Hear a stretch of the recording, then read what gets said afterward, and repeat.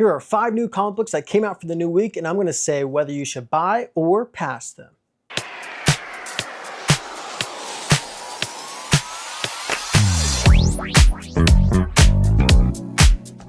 Hello guys, and welcome back to the channel. If you are new here, here's the Panel by Panel Comics YouTube channel. I'm your host Jay.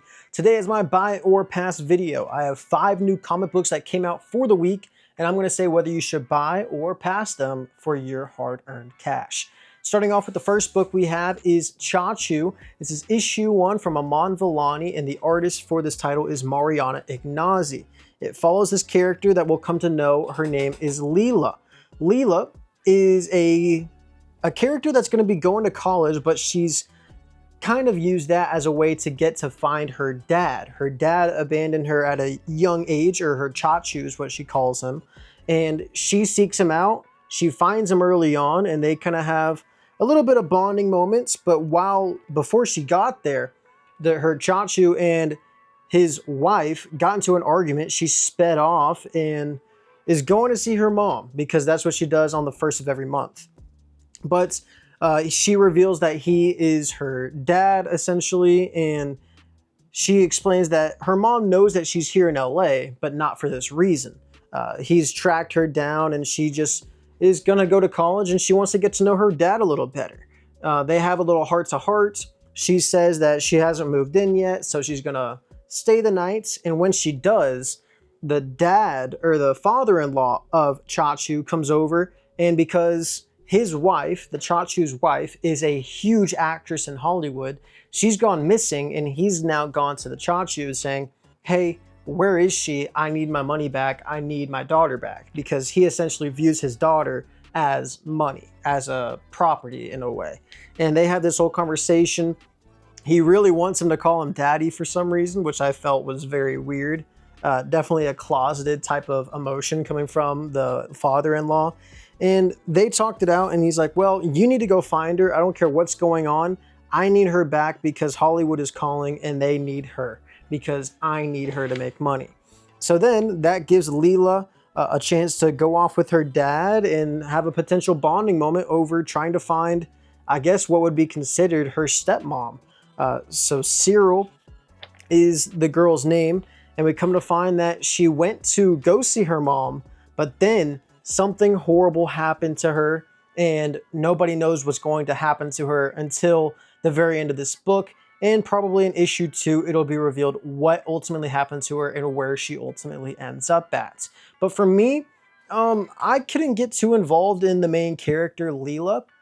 And it just seems like a sister or a daughter getting to know her father who abandoned her. And it feels like she definitely has some way of getting it from him. Like, she obviously doesn't, she wants to get to know her dad better, but also it doesn't seem like she cared that he abandoned her, or just didn't grow up with her in her life. For me personally, this is going to be a pass. I really wanted to like it, but Aman Vellani, the first 5 to 10 pages, I didn't care too much about. I couldn't get too in deep with the character Leela. The Chachu, I couldn't really get involved with him. He just seems like somebody who's kind of just been thrusted into a role that he didn't want to be in, and he's living in extravagance, but also it seems like he's a deeply depressed character. Interesting, but for me, I will not be continuing. Chachu issue 1 is a pass for me. Next, we have Fantastic Four. This is the 65-year special. This is technically issue 15, legacy numbering 741. This is a $6 comic, but it is oversized, and it starts off introducing us to this little lady who works as a cleaner, and then the Fantastic Four jump into her situation during her time period, which is all the way back in like the 1700s or something like that, really, really early on, when people stunk all the time, probably, because no deodorant. But they tell her that they need her help finding all this technology, and technology wasn't even a word invented during this time. And she thinks that they're philosophers, which technically they are, but you know, when they think of philosophers, you think of like Greek philosophers or Roman philosophers, whatever they are. Anyways, this motivates her, and they disappeared to the time stream because of Nathan Scratch, who we'll come to find out later on in this issue, is the main villain, but she becomes this philosopher of her own. And then the people come back to her once more. The people, as in the Fantastic Four, they don't remember her because they keep jumping in through time. But to them, they are seeing her in a closer time period. Therefore, they don't remember seeing her. That's basically how they put it. Anyways, she then gets told, hey, this dude's going to invent this thing. You need to now recreate a different invention to disrupt the time stream. So she does this, and she waits for them. And they don't turn around, or they don't head back to her for another 40 or so years, whatever she says.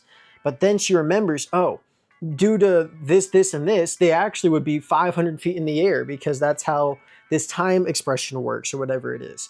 Honestly, the science, I don't really overlook it. I just think in simplicities, okay, this, and this, they need to go all the way up there. Simple enough, right? Anyway, she's an old granny by this time, but she creates an invention to see them in the sky, gives them exactly what they need, and she resolves the issue, and she dies with a heart attack looking out into the sky. Her dialogue was really nice. I was born a servant, I die a scientist. I mean, it's really beauty, and it was a fantastic life. I mean, that's just really good. That is when Ryan North is at his best, with the emotional beats. He is a really good writer. But then the Fantastic Four go back to the current day, and they start getting attacked, or they go through their whole essentially career all the way back to Fantastic Four issue 1, their battles against Galactus, their battles against Doctor Doom, of course, their biggest villain. I mean, these pages in here were absolutely fantastic. I mean, the artwork back in the day is just so good. Anyways, this is technically chapter 2, where they relive all those traumas. And then we get to chapter 3, where we find Nathan Scratch has got these evil versions of the Fantastic Four. They're mindless. They don't know what they're doing.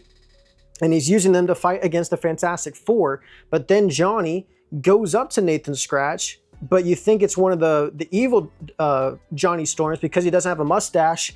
Well, guess what? Mustache Gate is finally over. For anybody that hated Johnny Storm with the mustache, all it took was for him to deceive somebody, and now the 45 issue long run of him with the mustache is done. But Reed teases that he's going to get a mustache. He knocks out Nathan Scratch, and they end the day victorious. This was a solid book. It's fun. If you want to relive all the Fantastic Four past, this is a good book.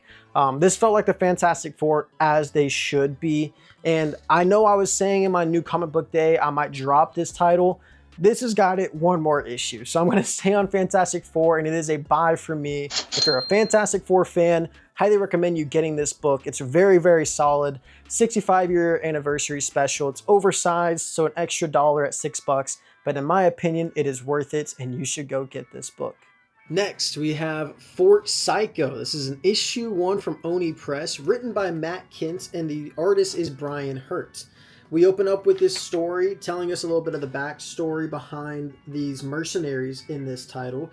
The Seven Seals essentially sank a city in Singapore, the city of Singapore, and basically they were here because they were trying to kill Blue Bishop, this guy right here. He is apparently the evil guy that was kind of in charge of this 10-year war that was going on in the world. So these mercenaries got sent in, the Seven Seals. They decimated the city, but they did their job and ended up killing the Blue Bishop. And I put quotation marks because, well, there's kind of a reveal at the end, but we still don't know who this Blue Bishop character is.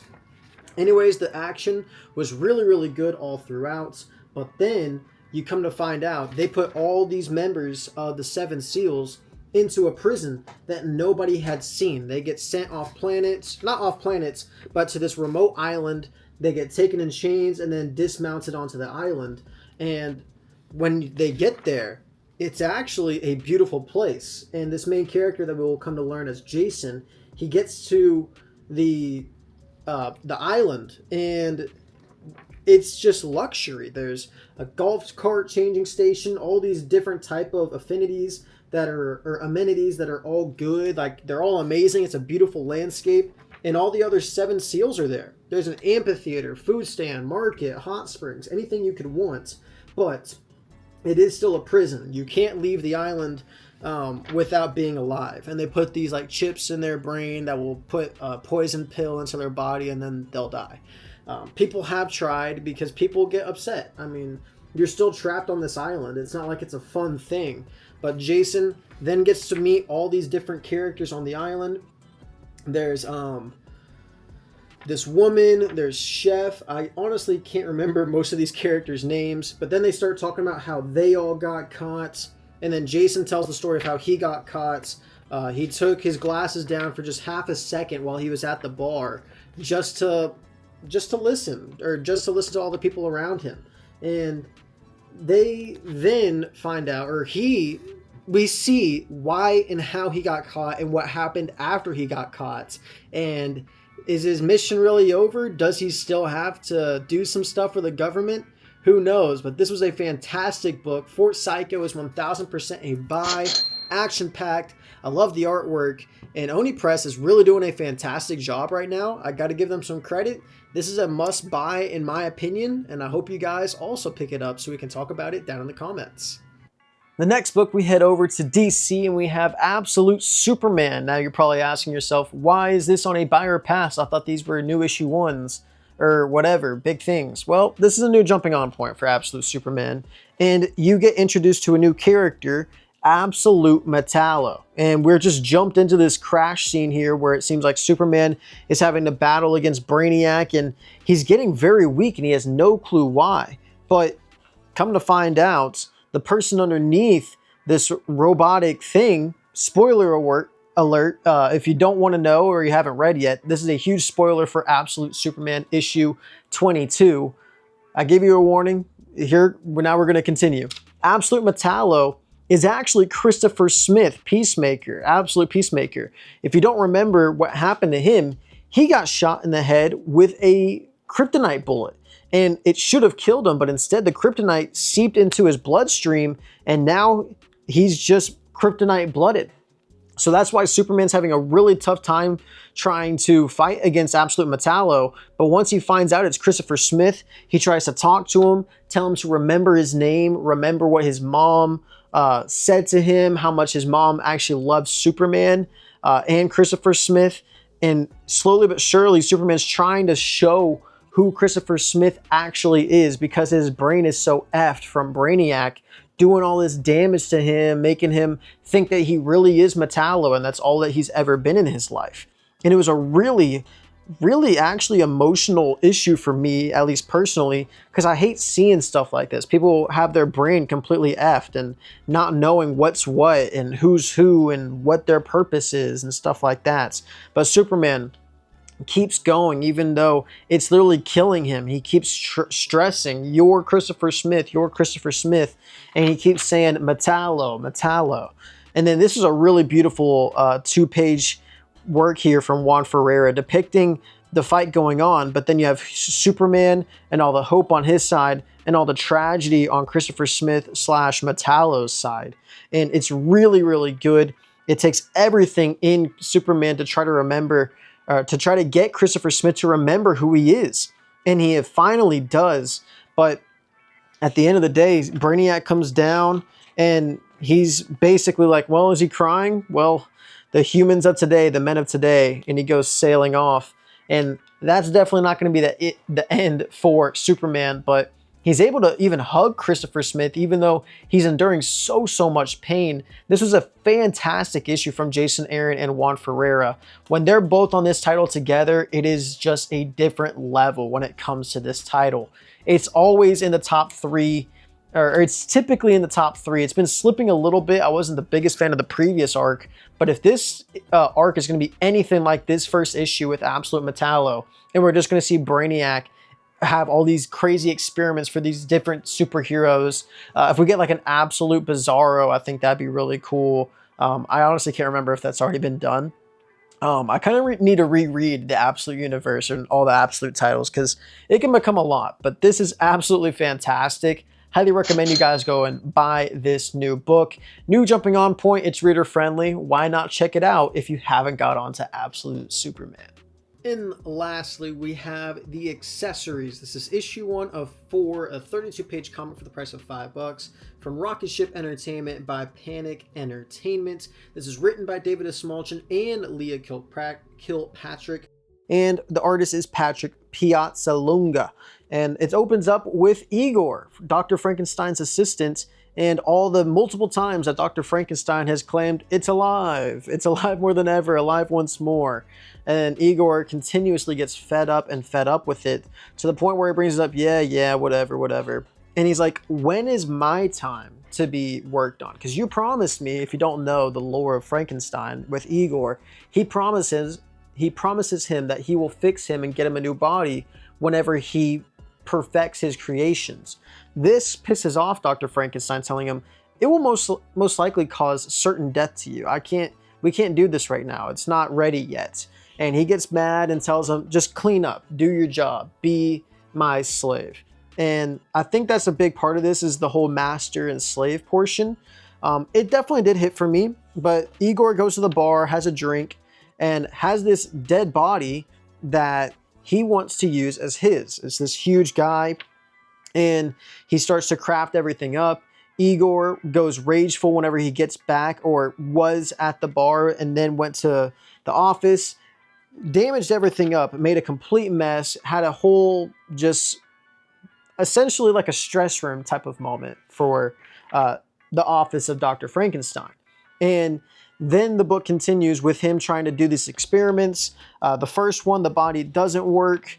So he takes it back to the morgue to go get another body, and we're introduced to one of the other accessories, somebody that is also treated like a slave to his owner, and it is Renfield. Renfield, the notorious assistant, or I guess slave of Dracula. So we're introduced to him, and then the new body that Igor was going to use gets up and goes away without him noticing, and that's going to ultimately lead us to, I assume, Mrs. Frankenstein, or the next creature in this accessories little title.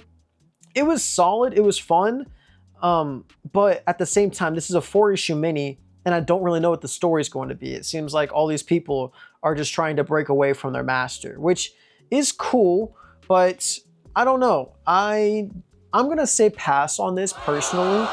If you're a huge fan of Renfield, Frankenstein, Igor, all these other characters in this book, and a massive fan of David Smolchin, I would give this another try. But for me personally, the limited series aspect of it being only 4 issues and not knowing where the story is really going to go in issue 2, it's going to go with Renfield, but I feel like it's just going to show how Renfield betrayed his master, Dracula. And personally, I don't really care too much. I would rather them all work as a team, which I'm sure will inevitably happen in either issue 3 or the finale. I just think the 4-issue aspect of it really takes away from the potential storytelling that could be used in this type of a setting, because it is a really cool concept from the Smolchin and Kilpatrick. But for me personally, it's going to be a pass. Let me know what you guys think about it down in the comments below. In fact, let me know what you thought about all the books I talked about in today's episode down in the comments. And if you made it to the end, please hit that like button and subscribe, as we are nearly to 200 subscribers. So please hit that subscribe button so we can hit that huge milestone. But I'll see you guys next time. Remember, keep reading those comics panel by panel, and I hope you have a great rest of your day.